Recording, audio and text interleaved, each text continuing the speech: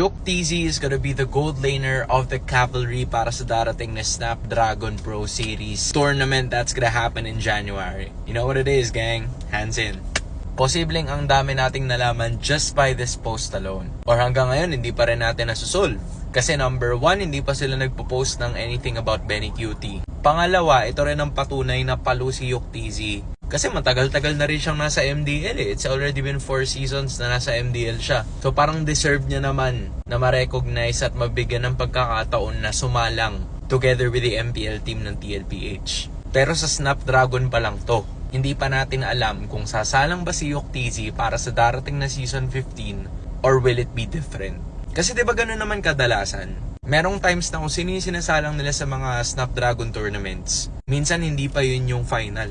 Magkakaroon pa sila ng major or minor edits. So for TLPH, it's nice that they found new talent, pero hindi pa tayo sigurado